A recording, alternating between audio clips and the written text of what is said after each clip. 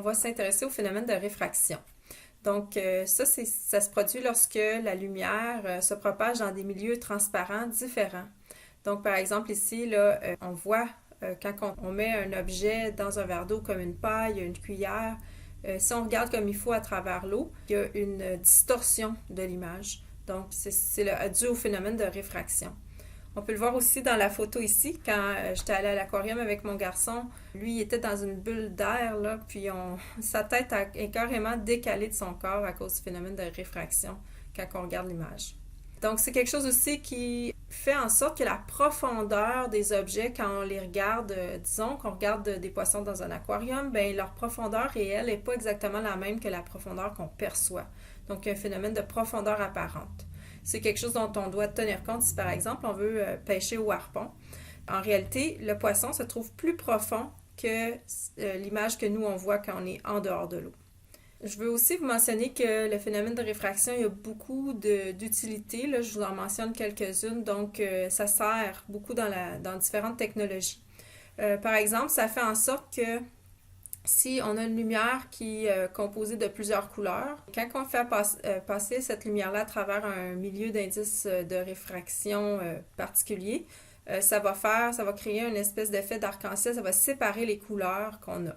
Ça peut permettre, si par exemple là, la source de lumière est formée par un élément précis, supposons de l'hydrogène.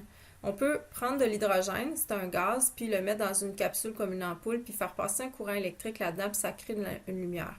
Puis l'hydrogène, sa lumière va contenir des couleurs vraiment précises et particulières. Donc, c'est comme un peu une caractéristique qui permet d'identifier des éléments chimiques. Donc, on appelle ça la spectroscopie.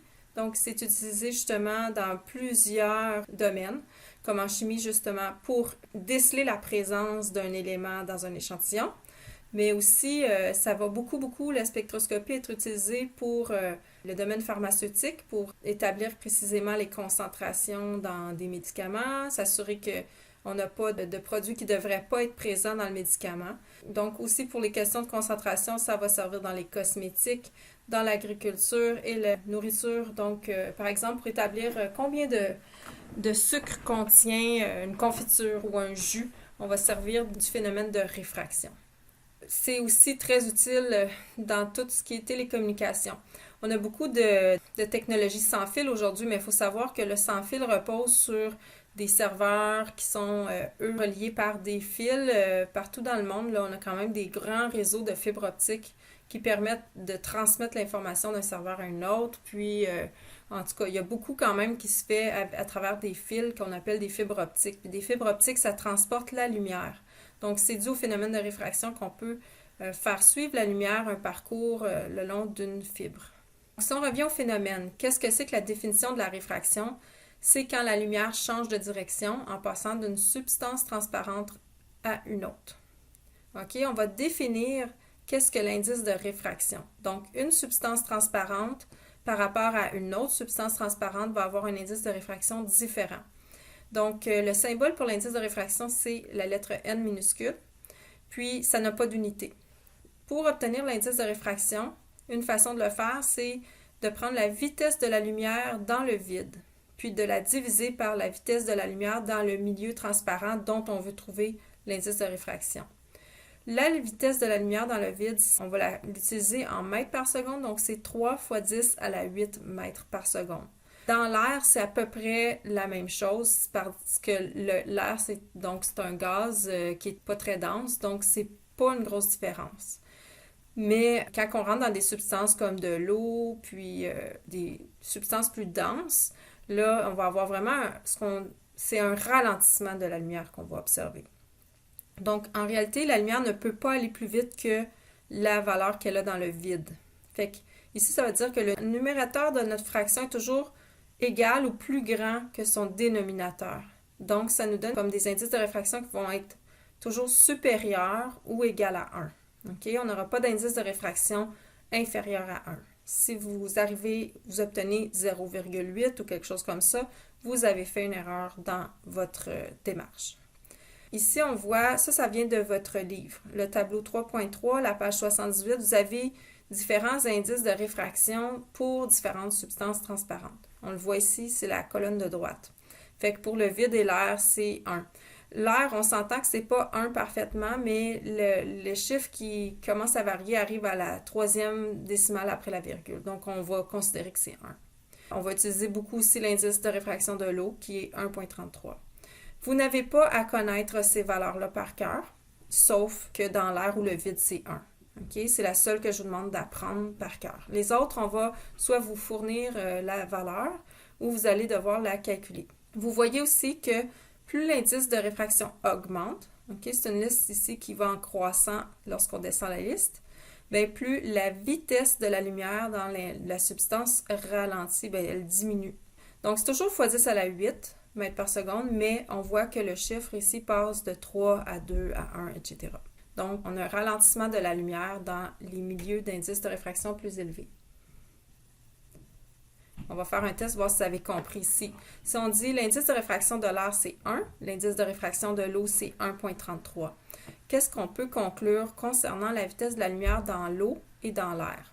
Je vous rappelle que l'indice de réfraction, c'est simplement la vitesse de la lumière dans le vide divisé par la vitesse de la lumière qui, ça va être ici dans l'eau. On peut considérer que, ce qu'on a dit, c'est que la lumière voyage plus lentement dans une substance qui a un indice de réfraction plus élevé. Alors, elle va être plus rapide dans l'air que dans l'eau. Le facteur, c'est directement le 1,33. Donc, ici, on avait 3 options. La lumière se déplace 1,33 fois plus rapidement dans l'eau que dans l'air. Donc, ça, c'est faux. La lumière se déplace 1,33 fois plus rapidement dans l'air que dans l'eau. Oui, ça marche parce que c'est plus rapide dans l'air. L'indice de réfraction est plus faible dans l'air. C'est plus lent dans l'eau. L'indice est plus élevé. Le troisième choix, c'était faux. Là, la vitesse de la lumière est la même dans l'air et dans l'eau. Bien sûr, je pense que vous avez compris que ce n'est pas le cas.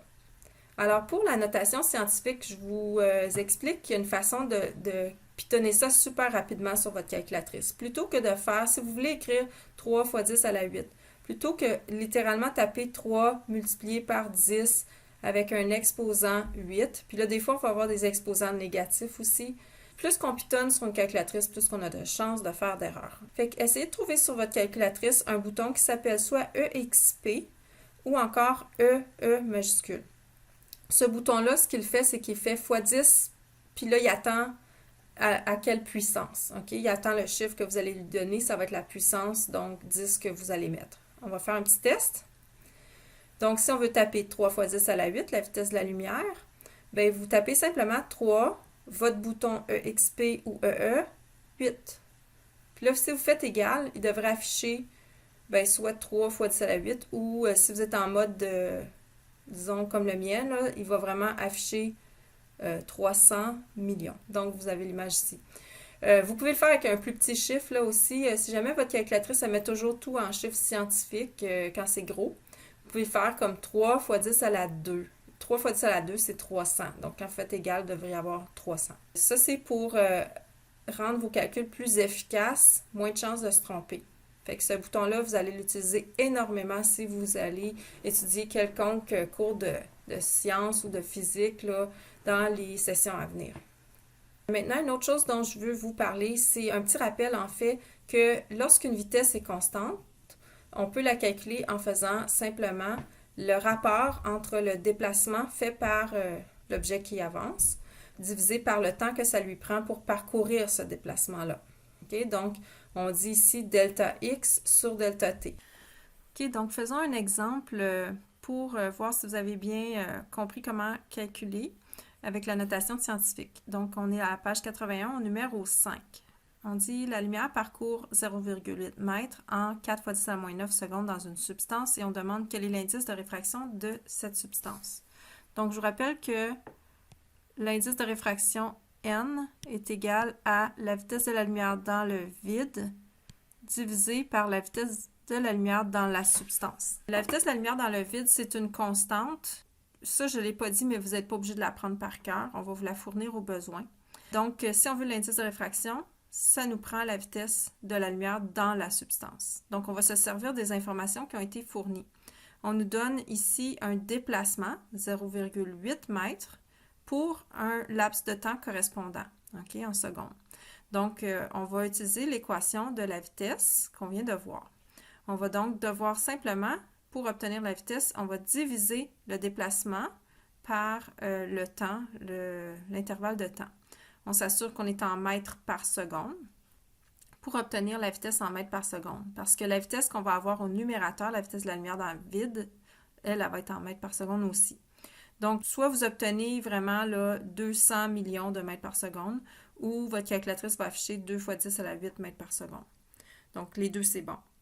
À partir de là, on peut calculer l'indice de réfraction. Donc, on va diviser la vitesse de la lumière dans le vide. Ça, c'est 3 fois 10 à la 8 mètres par seconde. On divise par la vitesse de la lumière dans la substance qui est 2 fois 10 à la 8 mètres par seconde. En passant, quand vous l'écrivez comme ça, on n'est même pas obligé de mettre sur la calculatrice la notation scientifique parce que les exponentielles de fois 10 à la 8 s'annulent.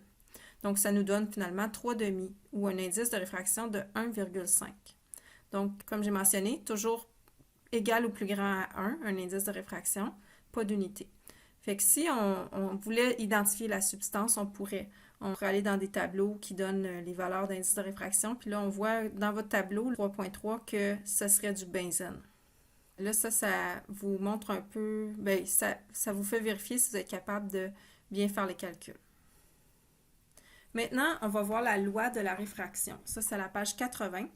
Elle est aussi appelée la loi de Snell-Descartes, mais on va y référer comme la loi de la réfraction. Donc, ce qu'elle dit, c'est que si on a la lumière qui arrive à une interface entre deux milieux, on va avoir un milieu 1, un milieu 2. Donc, la lumière essaye ici de passer de l'air à l'eau. Dans un cas comme ça, le milieu 1 serait d'indice de réfraction N1 qui est égal à 1 pour l'air. Puis le milieu 2 serait de 1,33 parce que c'est de l'eau. Là, j'ai tracé le parcours du rayon. Il faut savoir que le rayon de lumière, bien, on a déjà vu le phénomène de réflexion. Il va toujours avoir au moins une partie de la lumière qui va réfléchir sur la surface.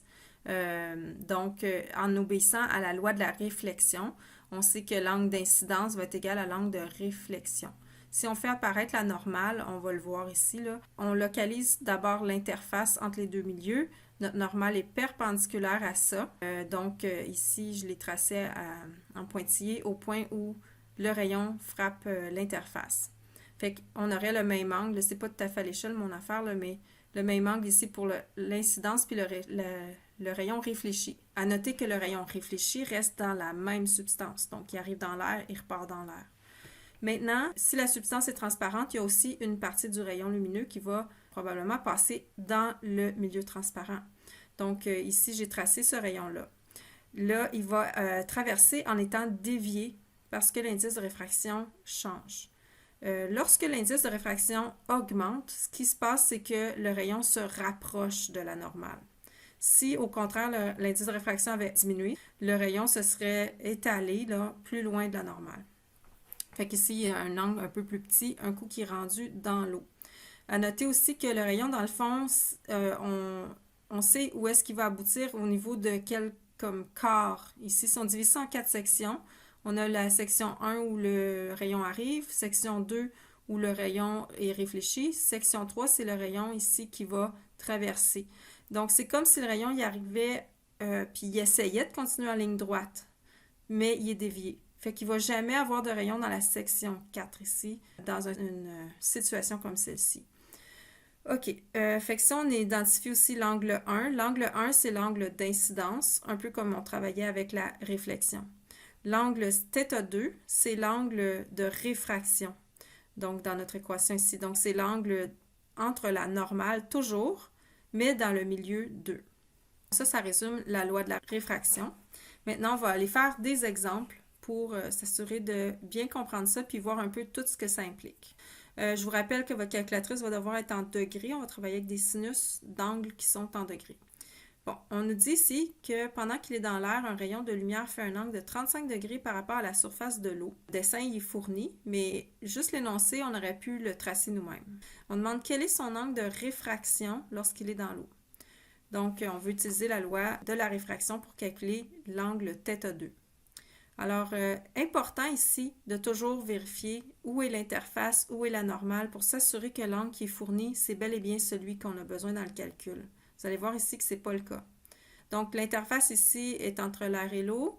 On a notre normale qui est perpendiculaire à cette interface-là. C'est là qu'on voit que le 35 degrés n'est pas mesuré par rapport à la normale, mais par rapport à la surface. C'est dit aussi dans l'énoncé. Donc, il va falloir figurer quel est l'angle θ1 de l'autre côté de ça. J'ai aussi dessiné le rayon réfléchi, celui qui reste dans l'air puis qui va être réfléchi environ au même angle. Bien, ça va être de façon parfaite au même angle en réalité, là, dans l'air. J'ai aussi le rayon réfracté qui arrive dans l'eau puis qui se rapproche de la normale parce que l'indice augmente. Donc, qu'est-ce que j'ai comme information? J'ai N1. L'indice N1, c'est l'air parce que le rayon au début est dans l'air. N2, c'est l'eau, donc parce que le rayon se rend dans l'eau. La valeur de l'indice de réfraction de l'eau qui est de 1,33. Dans vos exercices, ils ne vont pas toujours vous donner le chiffre exact parce qu'ils savent que vous pouvez vous référer au tableau qui est dans le livre. OK? Fait que si l'indice de réfraction n'est pas donné, mais qu'on connaît la substance, vous pouvez aller le chercher dans votre tableau 3.3. Maintenant, notre angle θ1, bien, on sait qu'on a 90 degrés ici entre la normale puis l'interface. Donc, si on fait 90 degrés moins 35, on obtient que notre angle d'incidence 1, c'est 55 degrés. Fait qu'on va mettre ces informations-là dans l'équation pour la réfraction. Voici ce que ça donne. Donc, on a 1 fois sin de 55 degrés égale 1,33 fois sin de θ2. Là, on veut isoler l'angle 2. Bon, le 1, il ne compte pas vraiment. OK? Fait qu'on se retrouve avec sin de θ2, ça correspond à sinus de 55 divisé par 1,33. Là, il faut sortir l'angle de son sinus. OK? Fait que pour commencer, on va vraiment pitonner le sinus de 55 degrés. Moi, j'aime bien faire égal là, pour avoir vraiment une valeur numérique à ce point-là. Puis là, on le divise par 1,33. Je refais égal, puis là, j'obtiens 0,616. Maintenant, si on veut l'angle θ2, on va devoir faire la deuxième fonction sinus, donc arcsin pour de 0,616 pour obtenir θ2. Vous devriez avoir ici un angle de 38 degrés. Donc, on voit que le rayon s'est effectivement rapproché de la normale parce que c'était 55 degrés l'angle par rapport à la normale dans l'air, puis là, c'est plus petit, c'est 38 degrés dans l'eau parce que l'indice a augmenté. OK, voyons une autre situation maintenant. Tranquillement, on va changer la situation. Comme là, on va aller voir un rayon qui serait dans l'eau au départ, puis qui veut passer dans l'air. OK, donc on dit ici que ben, le schéma nous donne la question. OK, on a un rayon qui arrive avec un 30 degrés d'incidence dans l'eau. Cette fois, l'angle qui est fourni est le bon, OK, parce que la normale, on la voit, là, est déjà indiquée, et le 30 degrés est pris par rapport à ça.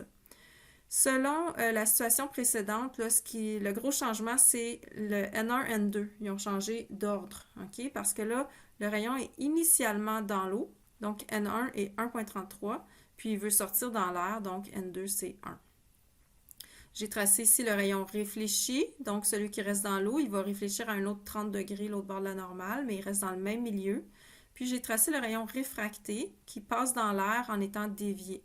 Lui, cette fois, il va s'éloigner de la normale puisque l'indice va en diminuant. Donc, θ1, c'est 30 degrés. Fait qu'on insère ça dans notre équation de la réfraction. Puis, voici ce qu'on a. On peut isoler encore une fois θ2. Donc, là, le 1, on va juste l'oublier. Là, il multiplie la sin de θ2. Donc, ici, sin de θ2, c'est 1,33 fois sin de 30. Ça donne 0,665. Mais ce n'est pas encore notre angle. On veut sortir l'angle du sinus. Fait qu'on va faire arcsin de 0,665 et on obtient que le rayon réfracte à un angle de 41,7 degrés. Donc, je l'ai ajouté ici sur l'illustration. OK, donc une nouvelle situation. Bon, ça peut sembler un peu répétitif, mais je veux en venir à quelque chose ici. OK? Donc là, on a une situation très, très similaire à celle qu'on vient de faire, sauf que l'angle d'incidence est de 60 degrés par rapport à la normale dans l'eau. Donc, toujours ici, avec l'interface, on identifie que l'eau, c'est l'indice 1, 1,33, et l'air, c'est l'indice 2, une valeur de 1. Puis là, on a cette fois un angle d'incidence de 60 degrés. Alors, on insère ça dans notre équation de la réfraction. Donc, on a 1,33 sin de 60 égale à 1 sin de θ2. On isole le sin de θ2. Donc, ça donne 1,33 sin de 60, ce qui nous fournit une valeur de 1,15. Si vous êtes familier avec les sinus, vous devriez vous rappeler qu'un sinus ne peut pas dépasser une valeur de 1. Si on fait arc sin de 1,15 sur la calculatrice, on obtient une erreur. Alors là, on s'est retrouvé devant une situation impossible. Il n'y a pas de solution. Le rayon, ce qui va arriver, là, c'est qu'il ne va pas traverser dans l'air. On a toujours le rayon, la partie qui réfléchit. Celle-là, il n'y a pas de critère particulier à part que l'angle de réflexion égale l'angle d'incidence. Donc, on aurait un 60 degrés dans l'eau ici par rapport à la normale. Mais aucun rayon ne va traverser dans l'air. On appelle ce phénomène-là la réflexion totale interne. C'est décrit à la page 97 de votre livre. Donc, 60 degrés, c'est un angle trop grand pour que la lumière puisse sortir, passer de l'eau à l'air. Ça, c'est le phénomène qui permet de conserver la lumière dans une fibre optique. Okay? Dans une fibre optique, la lumière, elle ne commence pas à se déplacer de façon courbée. Une fibre optique, ça peut être courbé, un peu comme un fil électrique ou quoi, mais la lumière, elle fait plein de petites réflexions à l'intérieur du tube. Puis, à cause que l'angle est trop grand, elle ne peut pas sortir. Donc, c'est ce qui permet de la faire voyager dans une fibre optique. Le phénomène, on appelle la réflexion totale interne. C'est un peu long à écrire. Vous pouvez écrire RTI si vous voulez là, écrire ça. Ça peut être plus rapide. Fait que là, ça veut dire qu'à 30 degrés d'incidence, le rayon pouvait sortir dans l'air. À 60, il ne peut pas. Fait que là, on pourrait se poser la question, c'est quoi l'angle le plus grand où notre rayon pourrait sortir dans l'air? À noter que pour que ça se produise, cette situation-là, il faut que notre indice aille en diminuant selon le parcours du rayon. La raison, c'est que quand l'indice diminue, c'est que l'angle de réfraction est plus grand que l'angle d'incidence. Donc, ce qui s'est produit ici, c'est qu'on a eu un angle de réfraction à un certain point qui dépassait le 90 degrés pour une incidence de 60. Fait que là, ça ne marche plus. OK, fait qu'on va aller essayer de calculer l'angle critique pour l'interface eau-air. Fait que l'angle critique, c'est l'angle pour lequel la lumière arrive tout juste à sortir. Elle passe dans l'air, mais avec un angle de 90 degrés par rapport à la normale. Donc, vraiment, là, c'est la situation là, juste avant que ça ne traverse plus. Donc, ici, voici là, la situation. On a notre rayon incident qui est dans l'eau, à un angle critique qu'on veut calculer, on ne le connaît pas. Puis, on a une partie de ce rayon-là qui est réfléchi, reste dans l'eau à un angle de réflexion qui est égal à l'angle critique. Puis, on a l'autre partie du rayon qui a réussi à réfracter là, de justesse. En réalité, c'est peut-être à 89,9 degrés, là, mais on arrondit ça à 90 pour les calculs. Donc, voici, avec l'équation, là, qu'est-ce que ça donne? On a N1, c'est le milieu 1, c'est l'eau. 1,33. Sinus de θ, c'est notre inconnu, l'angle critique, on le cherche. N2, ça tente de sortir dans l'air, donc un indice 2 de 1. Puis, ça sort à quel angle? Ça sort à un angle de 90 degrés de la normale. Sin de 90. Donc, on calcule ça. Je vous rappelle que le sin de 90, ça fait 1. OK? Fait que finalement, on va avoir 1 fois 1, là, ici, divisé par 1,33. Ça nous donne 0,752. Donc là, cette fois, on peut faire arc sinus. Ça va nous donner une solution. Ça produit un angle de 48,8 degrés. Donc, pour de la lumière qui est dans l'eau, si on veut que la lumière puisse sortir dans l'air, il faut qu'elle arrive à la surface de l'eau à un angle qui ne dépasse pas 48,8 degrés par rapport à la normale à cet endroit-là. Sinon, la lumière va être confinée dans l'eau par réflexion totale interne. Si on parle un peu en termes d'intensité lumineuse, là, c'est qu'on a, mettons, 100% d'intensité lumineuse qui arrive ici. Bien, quand la lumière réussit à sortir, bien, il y a, mettons, peut-être 50% de la lumière qui a réfléchi dans l'eau, puis un autre 50% de l'intensité lumineuse qui est passée dans l'air. Fait que là, ce qui arrive quand on a réflexion totale interne, c'est que 100% de la lumière est réfléchie, reste dans l'eau. Donc, ça, c'est une autre chose qui est un avantage par rapport aux fibres optiques, c'est que même s'il y a des milliards de réflexions totales internes pendant le parcours de la lumière, on ne perd aucune qualité du signal parce qu'on a absolument 100% de notre faisceau qui est transmis à chaque fois qu'il y a une réflexion. En plus de la matière qu'on a vue sur la réfraction, aujourd'hui, j'ai aussi une petite démonstration de laboratoire à vous montrer. Donc, vous pouvez prendre des notes, mais ce n'est pas vraiment nécessaire. Le but, c'est de vous aider à visualiser le phénomène, vous aider à maîtriser l'équation de la réfraction. C'est normalement quelque chose que vous auriez fait un laboratoire là, en équipe, donc là, je vous le fais en démonstration. Donc, peut-être juste être attentif pour une première lecture, puis si vous, au besoin, vous pourrez revisionner certaines parties. Alors, ce qu'on va faire, c'est qu'on va considérer le cas d'un demi-cercle de plastique, là, de plexiglas. Donc, on sait que l'indice va être plus grand que 1, mais on aimerait savoir c'est quoi l'indice de réfraction. Donc, il est entouré d'air. Alors, autour du demi-cercle, ou demi-cylindre, c'est aussi appelé, là, c'est un indice de 1 pour l'air. Donc, on va envoyer un faisceau laser sur la face, pour commencer sur la face plane du demi-cercle.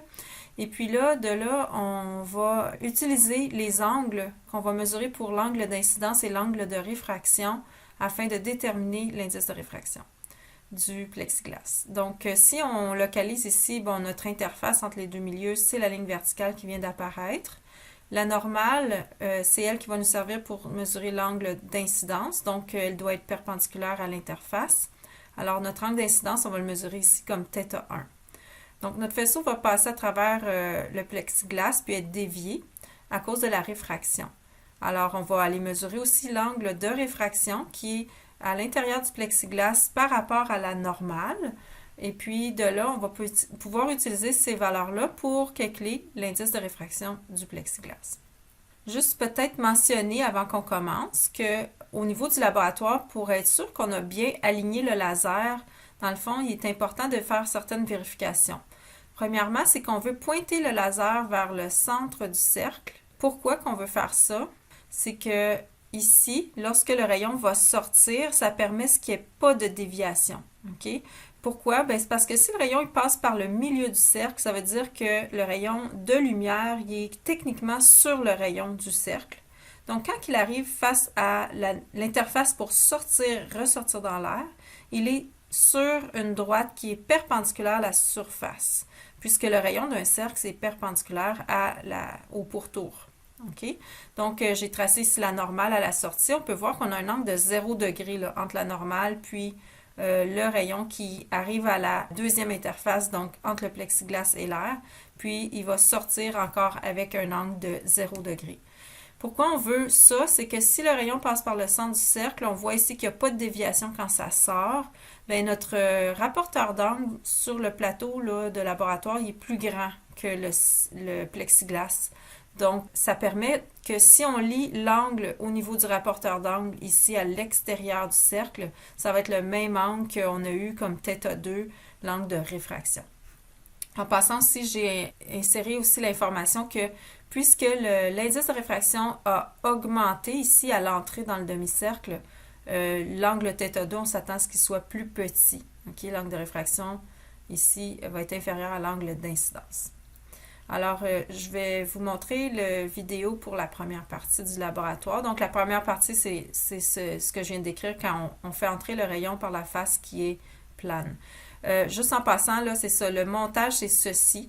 On a un laser qui est placé sur un support qu'on peut ajuster, dont on peut ajuster la hauteur.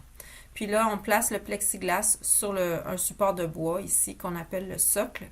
Et l'importance d'ajuster la hauteur du laser, c'est que pour voir notre rayon laser, il doit frôler la surface du rapporteur d'angle. Sinon, quand le laser il passe dans l'air pur, on ne le voit pas. Donc, c'est simplement pour cette raison. On va aller recueillir 5 mesures. Donc, ça, c'est les angles d'incidence, la première colonne. On va aller faire entrer le rayon laser à ces angles d'incidence-là. Donc, ça, c'est l'angle qu'on a dans l'air par rapport à la normale.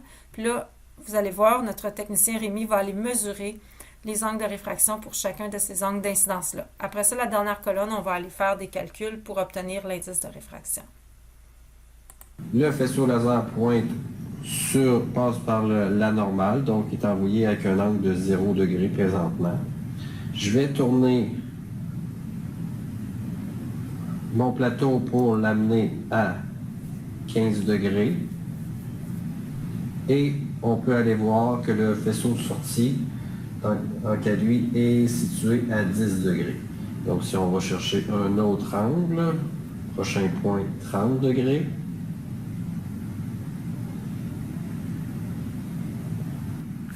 Le faisceau incident est celui-ci, qui passe par 30 degrés. Il y a une partie du faisceau qui est réfléchie par la surface du demi-cylindre. On n'en tient pas compte. Ce qu'on va voir vraiment, c'est à quel angle le faisceau de sortie qui passe dans le demi-cylindre et qui ressort, à quel angle il ressort. Donc, présentement ici, ce qu'on lit, un angle d'incidence de 30 degrés et un angle de sortie de 19 degrés.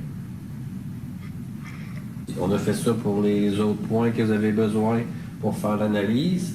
Tout est résumé dans le tableau qui suit. OK. Donc, j'ai ajouté ici les mesures dans le tableau, mais on l'a déjà sur la vidéo. Ça, c'est les deux premières mesures que vous aviez vues. Pour l'angle d'incidence de 15 degrés, on avait un angle de réfraction de 10 degrés. Ensuite, 30 degrés, on avait 19 degrés. Vous voyez la tendance. Donc, l'angle numéro 2, là, dans le plexiglas, vu que l'indice est plus grand que 1, bien, l'angle a diminué. Donc, c'est une tendance qui se maintient. À remarquer que l'incertitude de l'instrument utilisé ici, c'est un rapporteur d'angle qui est un peu comme vos rapporteurs d'angle que vous utilisez là, avec votre crayon puis sur papier. Donc, la plus petite division, c'est 1 degré. Donc, on peut aller déterminer à plus ou moins 1 demi-degré là, la valeur. Donc, quand on voit qu'on est entre deux lignes, on peut aller, par exemple ici, pour le 60 degrés d'incidence, Rémi a mesuré un angle de 35,5. Donc, c'est possible de faire ça quand on voit qu'on est vraiment ni sur le 35, ni sur le 36, on est entre les deux. OK. Maintenant, si on rapporte ces valeurs-là, on va maintenant les analyser. Donc, la loi de Snell-Descartes ou la loi de la réfraction dit que l'indice de réfraction dans le milieu 1 fois le sin de l'angle d'incidence égale l'indice de réfraction dans le milieu 2 fois le sin de l'angle de réfraction. On va aller prendre cette équation-là puis l'appliquer aux informations de la première ligne du tableau. Là, ce qui n'est pas écrit dans le tableau, c'est que l'indice de l'air, c'est 1. Donc ça, l'indice de l'air dans le scénario qu'on analyse, c'est l'indice numéro 1. Parce que notre faisceau, on analyse quand il est dans l'air et qu'ensuite il passe dans le plexiglas après avoir frappé la surface plane. Donc voici ce que ça donne. On a l'indice de réfraction dans le milieu 1 qui est l'air, fois le sinus de l'angle d'incidence qui était de 15 degrés. Ensuite, on cherche l'indice de réfraction du milieu 2, le plexiglas, et ça va être multiplié par le sinus de l'angle de réfraction qu'on a mesuré, 10 degrés. Donc, voici. Maintenant, on fait le calcul. On veut isoler N2. Alors, on va diviser le sinus de 15 degrés par le sinus de 10 degrés. Donc, le sin de 15 nous donne un chiffre à décimale, le sin de 10 aussi. Donc, un coup qu'on divise, on obtient notre indice de réfraction directement. Et ça nous donne, dans le premier cas, 1,49. J'ai décidé de garder 3 chiffres après la virgule, donc on va faire ça pour toutes les mesures. On va faire une moyenne à la fin. Bien sûr, chaque mesure va nous donner quelque chose normalement qui est assez proche de 1,49, mais ça va fluctuer un peu étant donné les erreurs expérimentales. C'est quelque chose à quoi on s'attend, donc c'est pour ça qu'on a été prendre 5 mesures. En fait, plus qu'on a de mesures, plus qu'on s'attend à avoir ensuite un indice de réfraction moyen qui est précis. Fait que pour la deuxième ligne ici, on reprend le même calcul, l'indice de réfraction dans le milieu 1 qui est toujours l'air de 1 degré, mais tout ce qui change, c'est le 30 degrés ici, qui est l'angle d'incidence à la place du 15, puis le 19 degrés comme angle de réfraction. Alors, encore une fois, l'indice de réfraction va correspondre au sinus de l'angle d'incidence sur le sinus de l'angle réfracté. Donc, sin de 30 sur sin de 19, on obtient ici 1,536. Donc, je vous épargne la suite des calculs, mais ça se répète là. Donc, on procède de la même façon, puis on va obtenir d'autres indices, d'autres valeurs d'indice de réfraction pour les 3 autres mesures. Les voici. À la fin, on veut un indice de réfraction qui provient de la moyenne de nos valeurs expérimentales. Donc, on en fait la somme et on divise par le nombre de valeurs prélevées. Puis, on obtient comme indice de réfraction moyen 1,493. On va se poser la question sur comment on pourrait évaluer le pourcentage d'écart ou la fiabilité de nos résultats ici. Quand on n'a pas, disons qu'on ne connaît pas l'indice de réfraction du plexiglas, OK? On ne sait pas si 1,49 c'est vraiment la valeur théorique ou pas. Ce qu'on va faire, c'est qu'on va considérer une autre façon de calculer le pourcentage d'écart relatif. Quand il n'y a aucune valeur théorique ici, puis qu'on a une étendue de données, ce qu'on peut faire pour évaluer la précision de nos résultats, c'est de faire un pourcentage d'écart entre nos deux valeurs extrêmes. OK? Donc, ce qu'on va faire, c'est qu'on va prendre la valeur la plus élevée, on va soustraire à elle la valeur la plus faible parmi les 5. On met ça en valeur absolue, en fait, mais comme on a des valeurs positives ici, ça va quand même donner un positif. Dans le fond, dans les pourcentages d'écart relatifs, on évite d'obtenir un pourcentage d'écart négatif. Donc, quand on fait la soustraction ici, moi, je fais toujours la plus grande valeur moins la plus petite. Ensuite, bien, comme on n'a pas de valeur théorique pour mettre au dénominateur, ce qu'on va faire, c'est que on ne veut ni favoriser comme étant plus fiable la valeur élevée ou la valeur faible. Fait qu'on va plutôt diviser par leur moyenne de ces deux chiffres-là. OK? Fait qu'on fait 1,49 plus 1,558 divisé par 2. Ça nous donne la moyenne de nos deux extrémités, nos deux extrêmes. Ça, c'est ce qui va aller au dénominateur ici. Ensuite, on fait fois 100. Donc, voici le calcul ici. J'ai 1,558 moins 1,49 et je divise par leur propre moyenne qui est 1,524. Un coup que c'est fait, je multiplie par 100 et ça me donne le pourcentage d'écart relatif entre mes mesures. Donc, on a ici un pourcentage d'écart relatif de 4,46 %, ce qui est très raisonnable pour seulement 5 mesures. Donc, franchement, on a des résultats assez fiables. On peut être satisfait de notre valeur de 1,493 comme valeur moyenne, comme indice de réfraction pour le plexiglas. Pour la suite du laboratoire, on va laisser tomber la dernière décimale parce que ça fluctuait quand même un peu. On peut se douter qu'elle n'est pas très fiable. Donc, on va continuer avec une valeur de 1,49 pour le reste du labo. Maintenant, on va inverser le parcours du rayon laser. Et on va le faire, donc, entrer par la surface qui est courbée. Puis, on veut voir sa déviation quand il ressort dans l'air. Ça ne nous intéresse pas qu'il soit dévié à l'entrée de la surface courbée. Okay? Encore pour les mêmes raisons, on veut pouvoir mesurer ici un angle sur le rapporteur d'angle à l'extérieur de la paroi courbe qui va correspondre au même angle que l'angle d'incidence quand ça arrive à la surface plane. Donc, on ne veut pas de déviation du faisceau laser quand il entre. La façon d'éviter ça, c'est de le pointer vraiment vers le centre de notre cercle. De cette façon-là, ça va faire en sorte, encore une fois, que notre rayon laser se trouve à être sur un rayon de cercle. Donc, il est perpendiculaire à la surface, donc il est sur la normale à cette surface-là, il n'est pas dévié. Donc, c'est comme un peu s'il ne se passe rien à l'entrée. Ce qui va nous intéresser, c'est la sortie dans l'air. Donc là, on a ici notre normale au point de sortie que j'ai affiché. On va aller mesurer l'angle d'incidence. Donc, cette fois, notre milieu 1, ça va être le plexiglas parce qu'on va analyser quand le rayon ressort dans l'air. Donc, ici, N1 va devenir le 1,49 qu'on vient de mesurer. Ensuite, on va aller chercher quels sont les angles de réfraction quand ça sort dans l'air. Comme notre indice, cette fois, va diminuer en sortant dans l'air, on comprend que le faisceau ici va s'éloigner de la normale. Okay? Donc, l'angle va augmenter.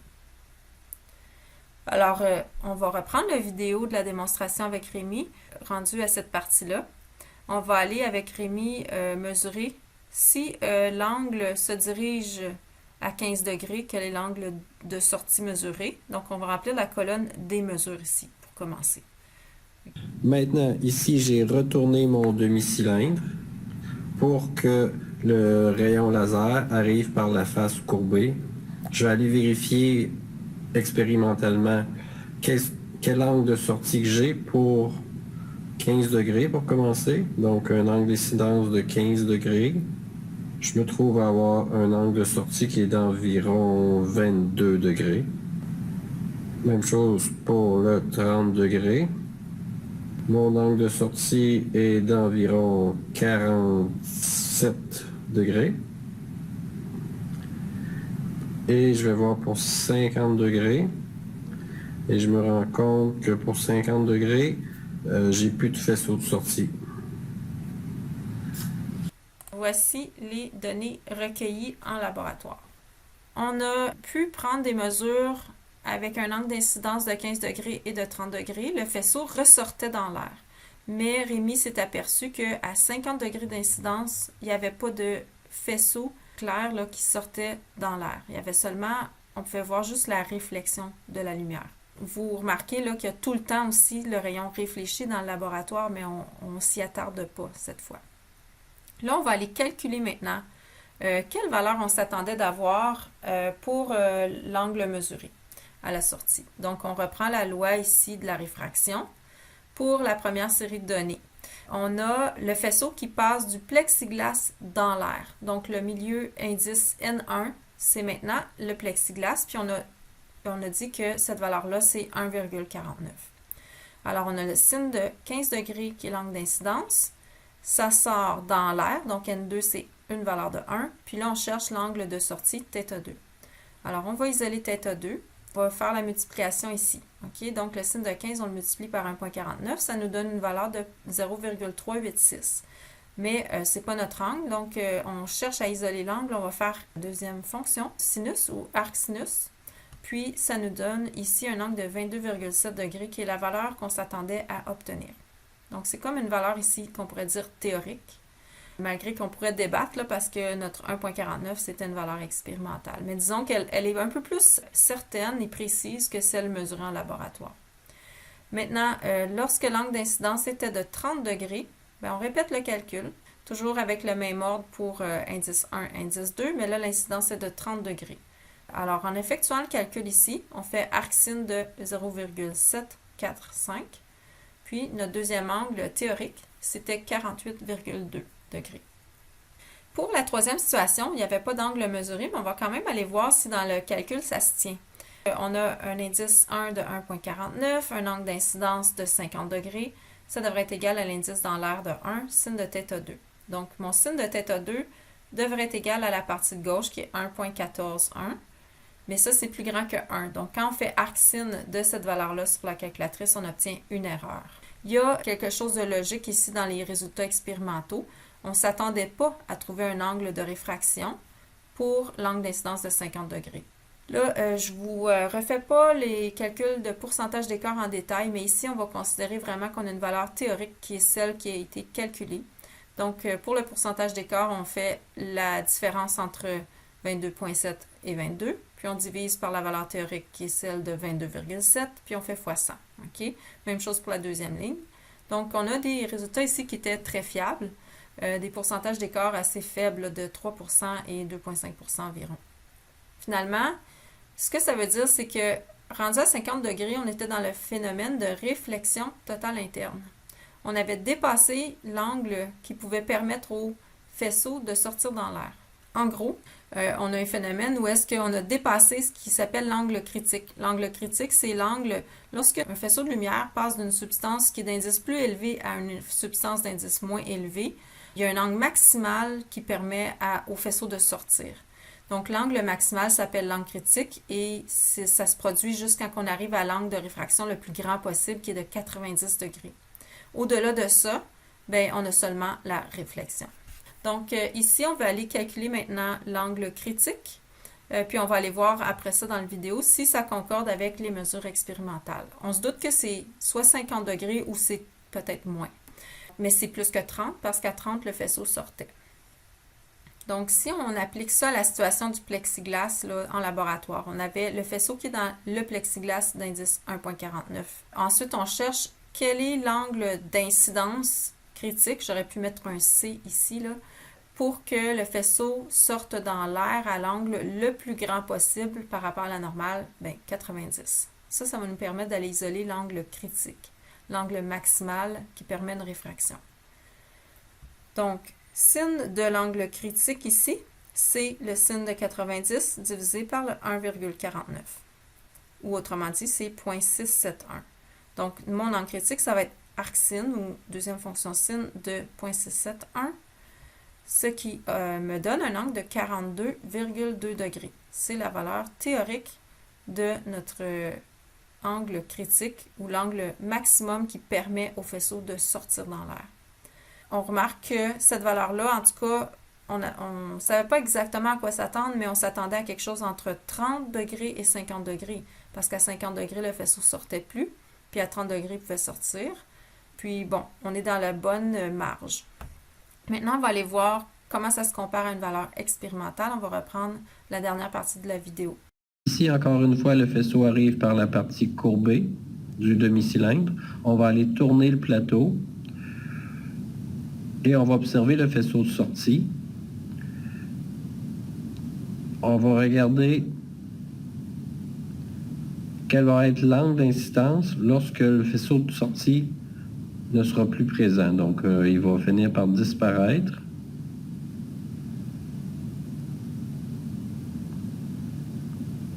Et voilà, et c'est à ce moment qu'on atteint l'angle critique.